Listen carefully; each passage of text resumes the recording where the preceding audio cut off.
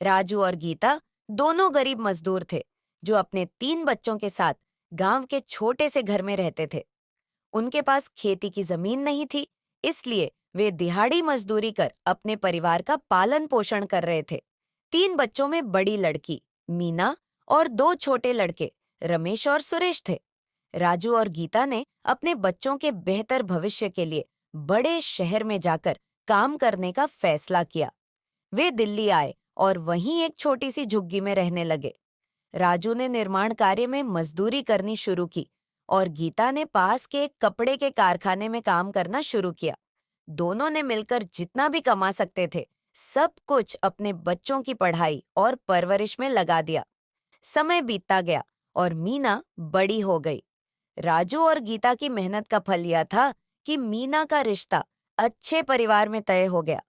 उन्होंने बड़ी धूमधाम से मीना की शादी कर दी।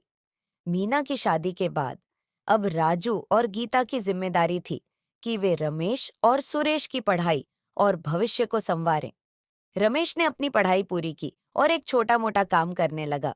राजू और गीता ने सोचा कि अब रमेश की भी शादी कर देनी चाहिए ताकि घर की जिम्मेदारियों में उसका साथ मिल सके।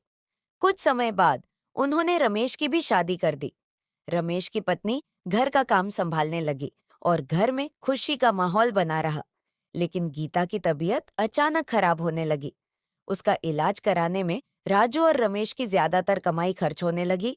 फिर भी गीता की हालत में सुधार नहीं हो रहा था। कुछ महीने बाद गीता का निधन हो गया। इस घटना से राजू और रमेश दोनों टूट गए, लेकिन परिवार की जिम्मेदारियों का बोझ उन्हें संभालना ही था। गीता के जाने के बाद राजू ने सोचा कि अब सुरेश की भी शादी कर देनी चाहिए ताकि घर में और भी स्थिरता आ सके। लेकिन सुरेश का सपना था कि वह पहले पढ़ाई पूरी करके एक अच्छी नौकरी पाए, जिससे वह अपने परिवार को और भी बेहतर जीवन दे सके।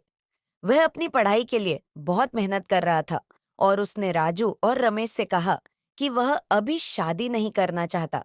हालांकि राजू और रमेश को लगा कि सुरेश की शादी करवा देना ही सही है, क्योंकि वे चाहते थे कि घर में सब कुछ सही से चलता रहे।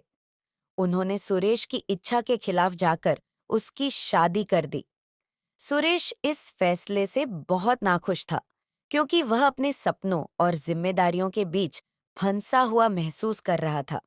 शादी के बाद सुरेश का मन घर और नौकरी दोनों में नहीं लगने लगा। उसे लगता था कि उसके साथ अन्याय हुआ है और उसे अपने सपनों को पूरा करने का मौका नहीं दिया गया।